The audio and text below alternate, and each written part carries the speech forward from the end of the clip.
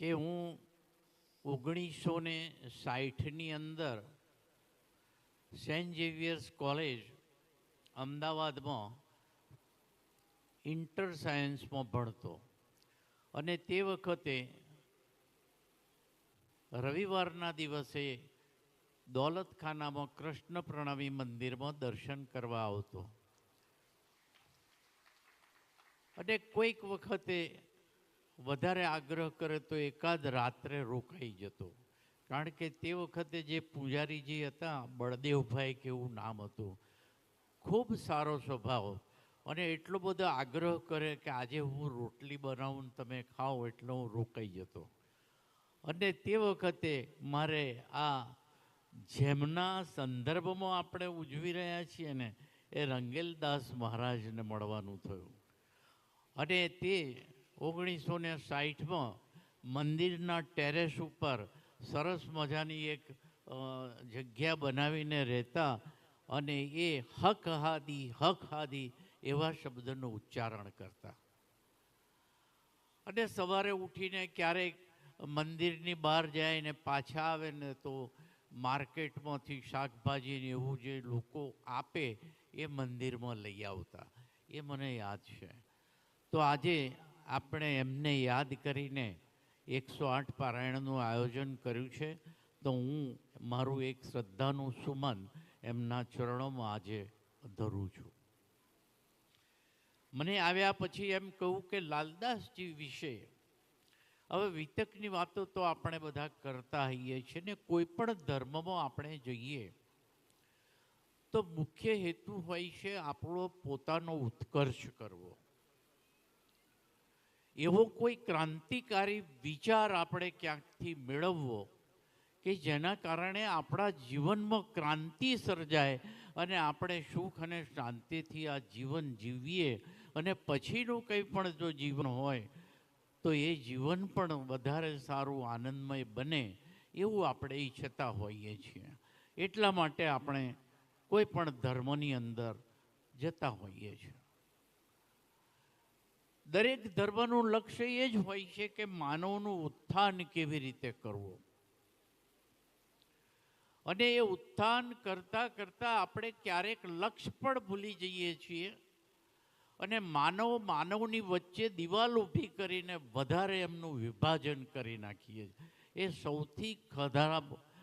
જેમ આપણને સાપ કરડ્યો હોય અને એન્ટી સ્નેક વેનમ આપવાનું હોય તો એનાથી આપણું જીવન બચી જાય.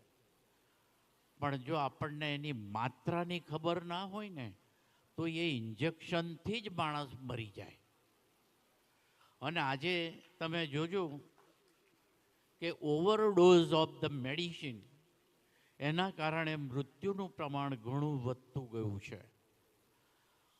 એટલે ધીરે ધીરે એલોપથીમાંથી હવે નેચરોપથી અને આયુર્વેદ તરફ આપણું માનસ જતું જાય છે. એનું કારણ આ છે ઓવરડોઝ. આપણને માત્રાની ખબર નથી પડતી કે ક્યારે કોને કેટલી માત્રામાં શું આપવું. એવી રીતે આ મેડિકલ પ્રોફેશનમાં જેમ પ્રોબ્લેમ છે ને એમ ધર્મની અંદર પણ પ્રોબ્લેમ છે. કેટલા ડોઝમાં શું આપવું એ જ ખબર નથી અને કોને કયો ડોઝ આપવો એ જ ખબર નથી. બધાને એક જ જાતનો ડોઝ, એક જ પ્રકારનો ડોઝ.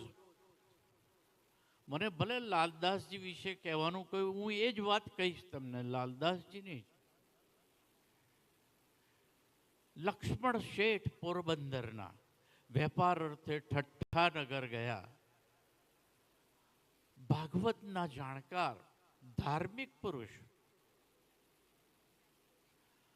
અને એવી જ્યારે વ્યક્તિ કોઈ પણ પ્રોફેશનમાં જાય અને એમાં આગળ વધે, સંપન્ન થાય, સમાજને મદદ કરે એવું સંપન્ન થાય ત્યારે એની ક્ષમતા એટલી બધી હોય. એવા સમયમાં પ્રાણનાથજી ઠઠ્ઠાનગર પહોંચ્યા અને એમના સંપર્કમાં આવ્યા. અને સંપર્કમાં આવ્યા અને ત્યાં જે કંઈ થયું એ આપણે બધા વિતક વાંચીએ છીએ, સાંભળીએ છીએ એટલે જાણે છે. એમાં હું નહીં જઉં ડિટેલમાં. પણ એ પરિચયના કારણે એમનો જે ખૂબ મોટો ધંધો ચાલતો, એમ કહેવાય કે 99 વાણ એમના ગુડ ટ્રાન્સપોર્ટેશન માટે ચાલતા, અને એ અચાનક ધીરે ધીરે એ ધંધો કોલેપ્સ થઈ ગયો. એટલે આપણે કહે છે ધન જો બન કો ગર્વ ન કીજે, એ જૂઠા પચરંગ ચોર. જુવાનીનો અને સંપત્તિનો અને સત્તાનો ક્યારેય આપણે અહંકાર કરવો ના જોઈએ. ક્યારે સંપત્તિ આવે ને ક્યારે જાય, અને ક્યારેક આવે તો શું લઈને જાય એ આપણને ખબર નથી. અને આ જુવાની છે ને, એ જુવાની જોત જોતામાં વહી જાય, અને એ વહી જાય ને તો આપણે શું કરવાનું રહી જાય એ પણ ખબર હોતી નથી. તો આ ધર્મમાં જઈએ છીએ એટલા માટે કે આપણને ખબર પડે કે મારી આ જુવાની, મારું આ જીવન વ્યર્થ ના ચાલ્યું જાય, અને એનો એવો સદુપયોગ થાય કે હું પણ ખુશ થઉં, મારા પરિવારજનો ખુશ થાય, મારો સમાજ અને મારો દેશ ખુશ થાય, એવું કંઈક કરીને જોઉં. એ શિક્ષણ લક્ષ્મણ શેઠે જોયું કે આટલી બધી સંપત્તિ, અને છતાંય એક જોત જોતાની અંદર મારી બધી જ ડૂબી ગઈ સંપત્તિ. અને પછી એ પોતાના વતન પોરબંદરમાં આવી અને પછી યાદ કરે છે પ્રાણનાથજીને. પ્રાણનાથજી તે વખતે વિક્રમ સંવત 1729 અંદર સુરત પહોંચ્યા છે. આ સુરત જાય છે અને ત્યાં પોતાની પત્ની અને દીકરીની સાથે સમર્પિત થઈ જાય છે, અને ત્યાં જઈને કહે છે કે હું તો હવે ખાલી હાથે તમારી સાથે આવ્યો છું, મારી પાસે ધન સંપત્તિ હવે કાંઈ જ નથી.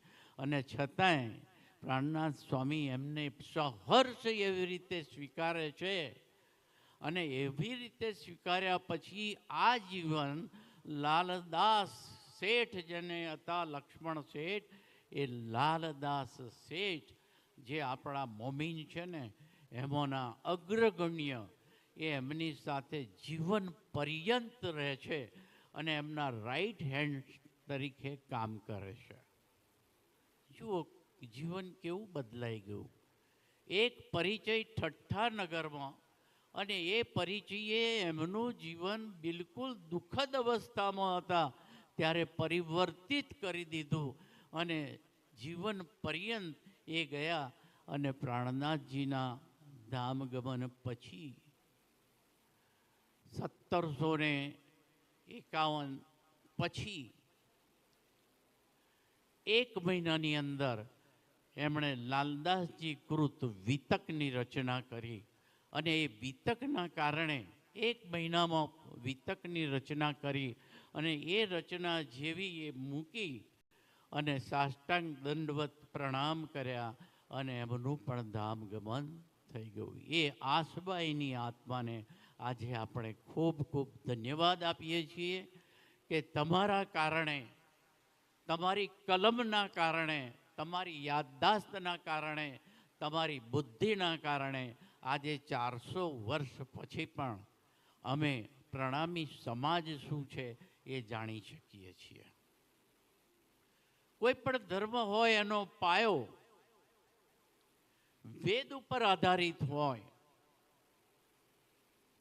તો સમજવું કે એ ધર્મ એ આપણા હિન્દુ સમાજનું ગૌરવ. બાકી જેનો કોઈ પાયો જ ના હોય એવા ધર્મો તો ઘણા પેદા થાય છે. ઘણા વ્યક્તિઓ છે કે જે ભેષ અને ભાષાનો ઉપયોગ કરીને લોકોને બીજા રસ્તે લઈ જાય છે. એવા ધર્મોની આયુષ્ય બહુ લાંબી હોતી નથી. 50-100 વર્ષમાં એ પૂરું થઈ જતું હોય. પણ અમુક સંપ્રદાયો તમે જુઓ કે દિવસે દિવસે એ વધારે રફતાર પકડતા હોય છે. અને એમ આજે આપણો નિજાનંદ સંપ્રદાય જોઈએ તો છેલ્લા 50 વર્ષમાં એનો વિકાસ ખૂબ થઈ રહ્યો છે. જે સાહિત્યનું સર્જન લાલદાસજીએ કર્યું એ આપણો પાયો છે, વિતક. અને કેવા સંજોગોમાં પ્રાણનાથજીએ આ વાણીનો પ્રચાર પ્રસાર કર્યો, કેવા સમયમાં એક બીજમાંથી મોટું વૃક્ષ બનાવ્યું 18,758 ચોપાઈનું. એ જો આપણે જાણવું હોય ને તો વિતકને પહેલું જાણવું પડે. એ ગાઈડ છે. અને ત્યાર પછી સ્વરૂપ સાહેબને વાંચીએ ને તો ખાલી વાંચી જવાથી કશુંય થતું નથી. ખાલી દવાના સ્ટોરવાળાને રોગ નથી થતા એવું નહીં, મેડિકલ સ્ટોરવાળાને પણ રોગ થાય છે, અને મેન્યુફેક્ચરિંગ દવા કરતા ઉત્પાદન એને પણ રોગ થાય છે. જરૂર કોની છે? ડૉક્ટરની. ડૉક્ટર હોય તો એ એમાંથી કાઢીને દવા આપે અને કહે કે આ દવાની જરૂર છે. એમની એમ તો તમે બધી દવાઓ મેડિકલ સ્ટોરમાં ફાંકો મારી જાઓ ને તો મેલેરિયા જેવો રોગ પણ મટે નહીં. આ તો આપણે ભવરોગ મટાડવાના છે. વેલકમ જગતરાજજી મહારાજ, પ્રણામ. ખૂબ જીવંત વ્યક્તિત્વ. મને એ લક્ષ્મણદાસજી બધા એકદમ જીવંત માણસો લાગે છે. અને ખરેખર જે નિજના આનંદમાં રહેતો હોય તો જીવંત જ હોવો જોઈએ. શાના માટે લડવાનું? આ લૌકિક જગતના નામ માટે લડવાનું? આ લૌકિક જગતમાં નામ અને રૂપ બધું નાશવંત છે, એના માટે શું લડવાનું? આપણે તો નાશવંત નથી, એની શોધમાં નીકળેલા માણસો છીએ. આપણે તો એ શોધમાં નીકળ્યા છે, ભગવાનને શોધવા કોઈ નીકળતું નથી. અત્યારે આવીને સાક્ષાત અહીંયા પૂર્ણબ્રહ્મ પરમાત્મા એકદમ ઊભા થઈ જાય ને અને પછી કે ચાલો મારી સાથે, તો હું નથી માનતો આમાંથી 5 જણા જ એમની સાથે જાય. એમને કહે કે મહારાજ હમણાં તમે જાઓ, તમારી વાત બરાબર છે, પણ મારે આટલું કામ બાકી છે. પણ આપણે પરમાત્માને નહીં, આપણે તો સત્યતાને શોધીએ છીએ, આપણે તો આનંદને શોધીએ છીએ, આપણે તો એવા જ્ઞાનને શોધીએ છીએ કે જે આપણા જીવનમાં ક્રાંતિ લાવી શકે, આપણા જીવનની દિશા બદલી શકે. એવા જ્ઞાનની આપણને જરૂર છે. અને એ જ્ઞાન એ જ કહે છે કે હે આત્મા, તું પરમાત્માનો જ અંશ છું, અને પરમાત્મા જો સતચિત અને આનંદ સ્વરૂપ હોય તો તું પણ સતચિત અને આનંદ સ્વરૂપ છું, પણ તને યાદ નથી. એમ કહે છે ને કે જ્ઞાન બહુ જરૂરી છે. આપણે અત્યારે અજ્ઞાની છીએ આધ્યાત્મિક જગત માટે. આ જગત માટે તો આપણને ઘણું જ્ઞાન છે.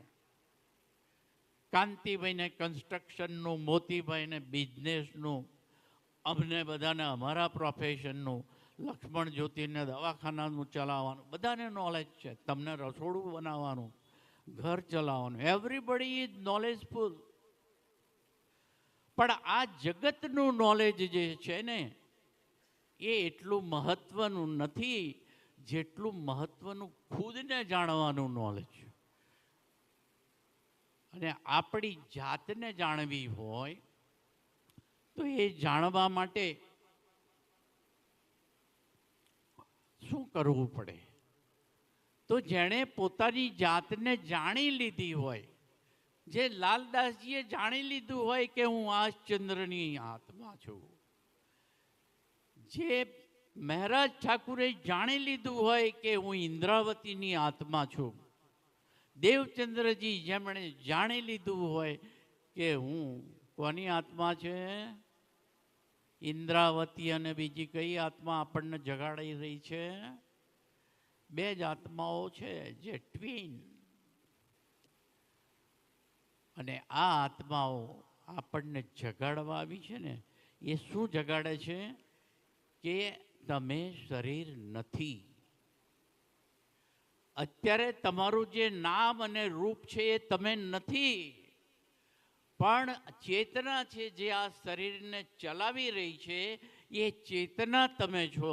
એટલે દિવસ રાત ટેલિફોનમાં આપણે કહીએ ને હું doctor Pandit, forget it, you are not doctor Pandit, it is temporary.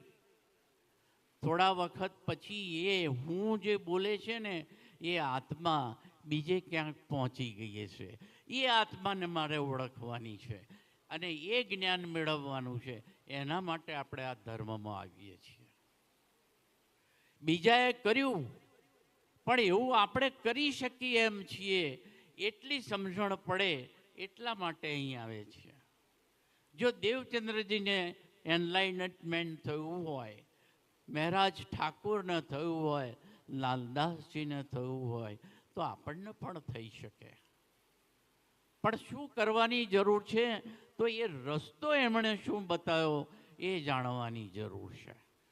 તો હું તમને 10 મિનિટમાં એ રસ્તો બતાવવા માગું છું. નાનકા દુખિયા સારા સંસાર. જેણે પણ શરીર ધારણ કર્યું એ દુખી છે. અને એ દુખી આત્મા સુખી થવા માટેનો પ્રયાસ કરે છે. ક્યારેક સંબંધો કેળવીને આનંદ મેળવવાનો પ્રયાસ કરે છે, ક્યારેક સંપત્તિ મેળવીને, ક્યારેક સત્તા મેળવીને, પણ એનાથી એને આનંદ મળતો નથી. આખરે જ્યારે એને પોતાને એવું લાગે છે કે મારે આનંદ મેળવવા માટે કોઈક સારા વિચારની, સારી દિશાની જરૂર છે, ત્યારે એ દિશા મેળવવા માટે ધર્મમાં આવે છે. અને એ ધર્મમાં આવ્યા પછી એને એવું જ્ઞાન આપવામાં આવે છે કે જે જ્ઞાન કોઈએ પ્રેક્ટિકલ અનુભવ કરીને સેટિસ્ફાય કરે એવું બનાવ્યું હોય. આપણી અંદર આ જે જ્ઞાન આપણા સંપ્રદાયની, બધા સંપ્રદાયોમાં ટેકનિક જુદી જુદી હોય છે. કોઈની ટેકનિક ખરાબ છે એવું નથી. આપણી ટેકનિક જુદી છે. આપણામાં પોઝિટિવ થિંકિંગ, ક્રિએટિવ થિંકિંગ એની ટેકનિક છે. અને એમાં વચ્ચે કોઈ જો આવતું હોય ને અડચણરૂપ, તો એ આપણું મન છે. કીર્તનમાં એક કીર્તન આવે છે, ખોજ થકે ખેલરી ખસમરી. આ આખા ખેલને અમે શોધ્યો. કોને? ખસમ એટલે પરમાત્માને. પરમાત્મા એટલે યાદ રાખજો કે આપણે પરમ આનંદ, પરમ જ્ઞાન અને પરમ પ્રેમને શોધી રહ્યા છીએ, સત્યને શોધી રહ્યા છીએ. અને એ આપણને ક્યારે મળે? તો કહે છે કે મન હી મન મેં ઉલઝાયા. આપણું મન છે ને એ પરમાત્માની શોધમાં આપણને ડૂબાડી દે છે, ગૂંચવી દે છે. અને આ મનની સાધના કરવી બહુ જરૂરી છે. પહેલું જ પગથિયું ધર્મની અંદર છે વિશ્વાસનું. વિશ્વાસ કરીને દોડશે જે, તારતમનો ફલ પામશે તે. આ જે આપણને ટેકનિક બતાવી છે ને, એ ટેકનિક ચરિતાર્થ ક્યારે થાય કે તમે વિશ્વાસ કરીને કહ્યું છે તે પ્રમાણે કરો તો. હવે એમાં કહે છે કે આ મન છે ને, એ મન તમને ત્યાં જવામાં બહુ અડચણરૂપ છે અને ઉપયોગી પણ છે. એટલે મનને તમારે સાધવાની જરૂર છે. મન હી ખાલી તમે જુઓ તો મનમાં કશું નથી, વાયુ રૂપ. મેં લગભગ 1.5 લાખથી વધારે ઓપરેશન કર્યા છે, પણ મને ક્યાંય કોઈ જીવ દેખાયો નથી, કોઈ ચેતના દેખાઈ નથી, અને મને ક્યાંય આ મન દેખાયું નથી. ખોપડી ખોલીને જોયેલી છે, છાતી ખોલીને જોયું છે, અને હૃદય ખોલીને જોયેલું છે. આ ચેતના એટલી બધી સૂક્ષ્મ છે. ચેતના એટલે આપણી આત્મા, જીવ. બેની વચ્ચે ડિફરન્સ પ્રાણનાથ સ્વામીએ બહુ વન્ડરફુલ કર્યો છે. ટાઈમ નથી એટલે હું સમજાવતો નથી. પણ એ ચેતના જે આપણી છે એ એટલી સૂક્ષ્મ છે અને એ ચેતના સુધી આપણે જવું હોય તો વચ્ચે મન એ આપણને ગૂંચવાડામાં નાખે છે. અને મનનું કામ શું છે? સંકલ્પ અને વિકલ્પ કરવો એ મનનું કામ છે. આ મહારાજે કહ્યું એ સાચું, કે આ મહારાજ કહે છે એ સાચું. એટલે મન પડ્યું ગૂંચવાડામાં. એટલે પેલું સતચિતાનંદ ગયું ઉપર, આપણો ટોપિક ગયો ઉપર, પણ આપણું મન આપણને ખેંચા ખેંચમાં કે આ કૃષ્ણજી બરાબર છે, શ્રીજી સાહેબ બરાબર છે, પ્રાણનાથજી બરાબર, અને આ બધી આ ભાંજગડ છોડીને જે સતચિત આનંદ તરફ તમારે જવું છે ને ત્યાં જાઓ. આ બધી હું ભાંજગડ કરો છો?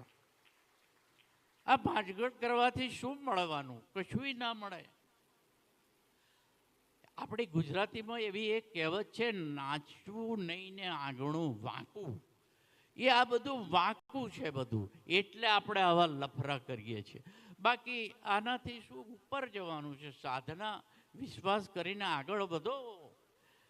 18,758 ચોપાઈમાંથી એક શબ્દમાં અટકી જઈએ, મહામૂર્ખ હું તો માનું. આપણો મંત્ર બરાબર છે, નિજ નામ શ્રી કૃષ્ણજી અનાદિ અક્ષરાતીત. હમણાં જ કહ્યું ને, કયો કૃષ્ણ? અનાદિ અક્ષરાતીત. જે જન્મે છે ને મરી જાય છે શરીર સાથે, એની વાત કરી નથી. જે અનાદિ અક્ષરાતીત છે એ કૃષ્ણ સમજી લીધું, કે જે બધાને, આપણને બધાને રમાડે છે, જેના માટે આ દુનિયા ખેલ છે, એ પરમાત્માની વાત થઈ રહી છે. ભાગવતની કથામાં પણ સુધાકર મહારાજ આવ્યા છે, એમનું સ્વાગત કરીએ છીએ. એ પણ આપણને સમજાવે છે કે જે આ તાપત્રય નિવારણ કરતા હોય, જે સતચિત આનંદ સ્વરૂપ હોય, જે બધાને પાલન પોષણ કરતા હોય, સંહાર કરતા હોય, ઉત્પન્ન કરતા હોય, એવું જે કેરેક્ટર છે એને આપણે પરમાત્મા કહીએ છીએ. તો આ મન જે વાયુરૂપ છે ને, એ મનને એટલું બધું સૂક્ષ્મ હોવાના કારણે આપણી પકડમાં આવતું નથી અને આપણને ગોળ ગોળ ફેરવ્યા કરે છે. અને એનું કામ છે સંકલ્પ કરવા માટેનો વિકલ્પ કરવાનો. અને એમાંથી બહાર આવવું હોય તો પરમાત્માએ આપણને આ ક્રિયા કરવા માટે, અંદરની ક્રિયા કરવા માટે, બહાર કરવા માટે તો ઇન્દ્રિયો આપી છે, પણ અંદર ક્રિયા કરવા માટે અંતસ્કરણ આપ્યું છે. અંદર કરણ એટલે ક્રિયા કરવા માટે અંતસ્કરણ. અને એ અંતસ્કરણને 4 ભાગમાં વહેંચ્યું છે: મન, બુદ્ધિ, ચિત્ત અને અહંકાર. એમાં ચારેયનું કામ અલગ અલગ છે. જેમ અત્યારે આ સ્ટેજ ઉપર બધાનું કામ અલગ અલગ છે, એમ આપણી અંદર પણ જે પ્રયોગશાળા છે એમાં 4 એલિમેન્ટ છે. એમ મનનું કામ સંકલ્પ અને વિકલ્પ કરવાનું. બીજું, ચિત્તનું કામ છે ચિત્રણ કરીને બતાવવાનું. દાખલા તરીકે હું સવારે વરસાદ ખૂબ પડતો ખંભાતમાં, એટલે મારી સાથે પૂજારીજી આવ્યા. મેં કહ્યું કે આટલા બધા વરસાદમાં આપણે જઈશું અને રસ્તામાં વધારે વરસાદ હશે તો શું થશે? જઈએ કે ના જઈએ? આ કોણ બધું નક્કી કરે છે? મારું મન. જવું ના જવું, જવું ના જવું. પણ પછી આગળ શું થયું? ચિત્રણ. એટલે મારા ચિત્તે બતાવ્યું કે એક વખત આવા વરસાદમાં તું ગયેલો ને તો આ જગ્યાએ ખાડામાં પડ્યો હતો, એક વખત તું ગયો ને ત્યારે આવું થયું હતું.